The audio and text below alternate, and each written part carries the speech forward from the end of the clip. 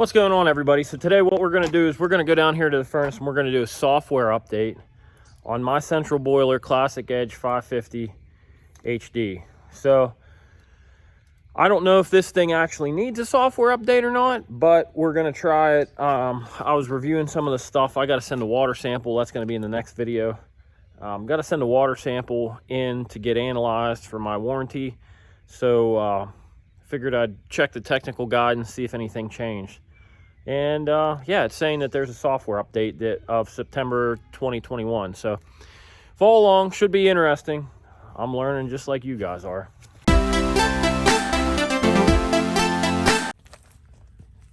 So step one here, we've got water temperature of 189, and we've got a reaction chamber temperature right now at 303 degrees. So we're going to turn the furnace off. All right, so if you saw there, it said 6.72, but we'll verify that that's exactly what the number is there. So, all right, 6.72 is the software that's currently installed on a 550. And yeah, so we'll go ahead and get started. All right, so what I want to show you right now is how my furnace was set up prior to this software update. All right, so here's my home screen. We'll click on Firestart. We'll bring that up.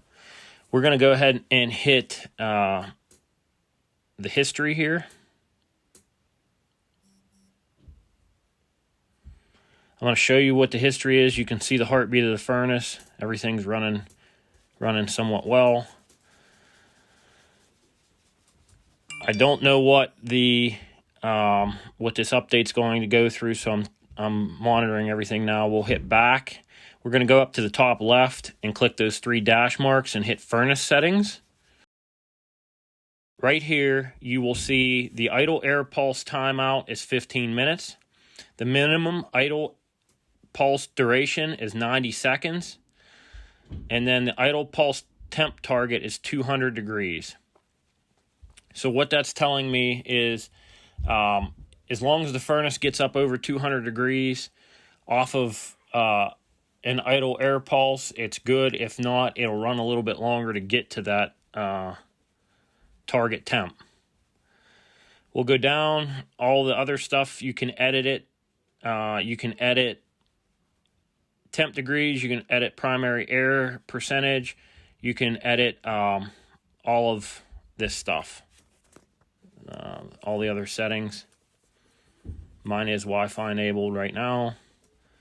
It's got cold bed saver pulse enabled, cold bed 7 hours. You can edit that. Water temperature set point, 185 degrees. You can edit that. All right. So that's about it. What we want to do now, sorry, the tree's in my head right now, but what we want to do now is we want to hit the menu button.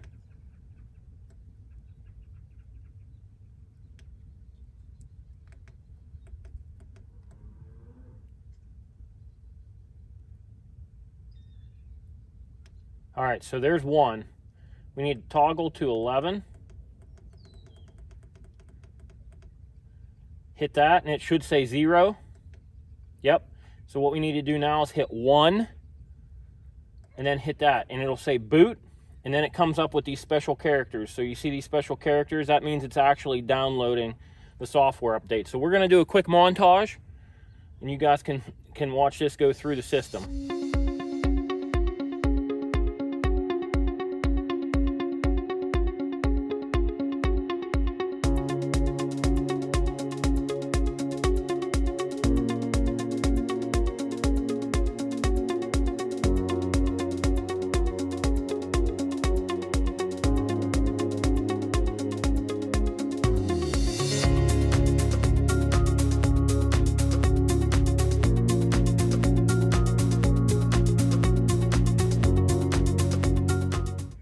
There it is.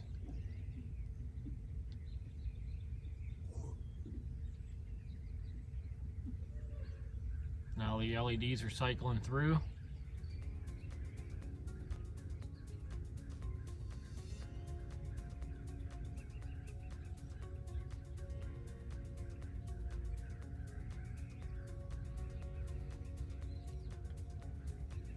Now the secondary should start flashing. There you go.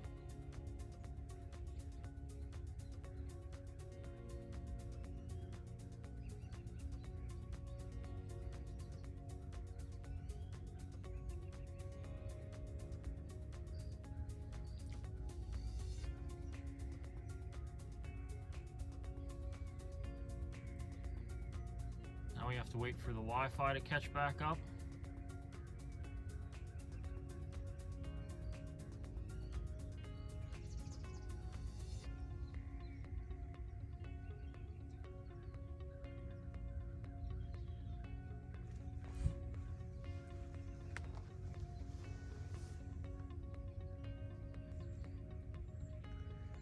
All right, guys, we are fully connected. The power is off.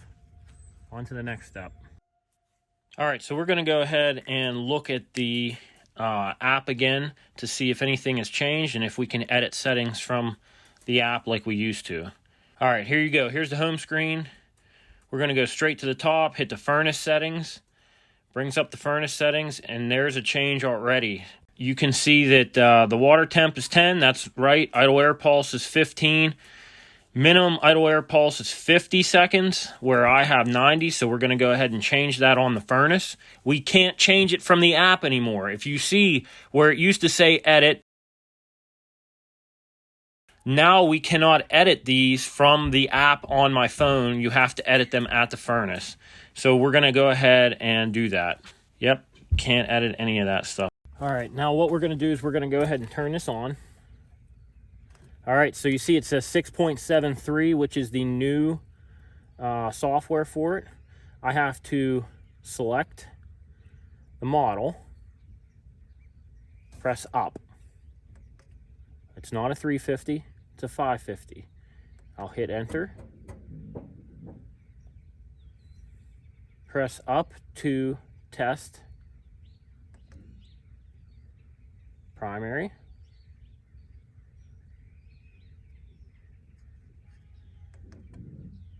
There's a secondary. I can hear them moving inside the furnace.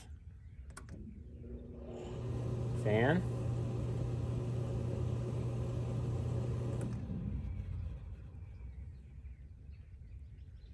Press up for water. 188 degrees.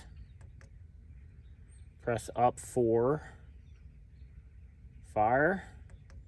It's 290 degrees down below. Press up to exit. All right, we're done. So now what we're going to do is we're going to actually check to make sure that the idle pulse and all that is the same, and if it's not, we're going to go ahead and change it. What I do is I have a 15-minute idle period, and then when that 15-minute idle period is over, the furnace calls for what they call an idle air pulse. And my idle air pulse is set for every 15 minutes. The furnace gives the fire a 90-second shot of air, so a minute and a half of air every 15 minutes to keep the fire burning. So we're going to check that.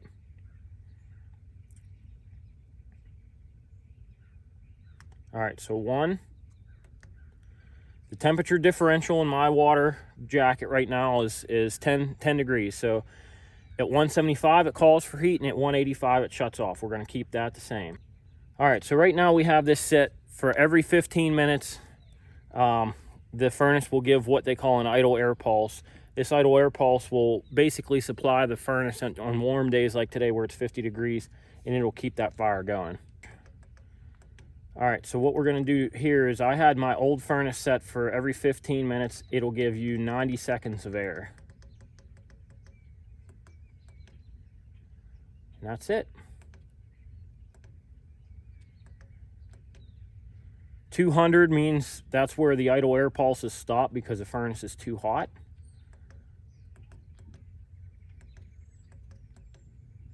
(62% is my primary air. 45 is my secondary air. And that's 31% when it's running on high burn.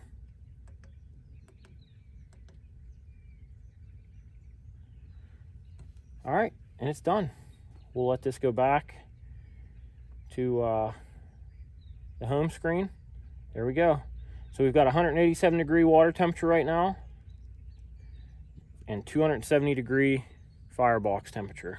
So nice quick video on exactly how to do a software update on my central boiler Classic Edge 550 HD. Seems super simple. I'll leave a link in the comments below on where you can find information on your furnace. You have to punch in your serial number for your furnace, and it'll give you specifically how to update your model or style of furnace. Central Boiler's technical service website, I guess you could say, is pretty helpful. This was super easy. It doesn't take a brain surgeon or a rocket scientist to figure out how to update this stuff. There is some sections in there on specifically in the owner's or in the technical guidance document that if you get an error, a BF1 or BF4 error, what to do, how to reset it, and try to do that again. So yeah, hey, if you have any questions, comments, drop a comment below. Like and subscribe to the channel. Like the video. That helps me in the algorithm. And yeah, so thanks guys. See ya.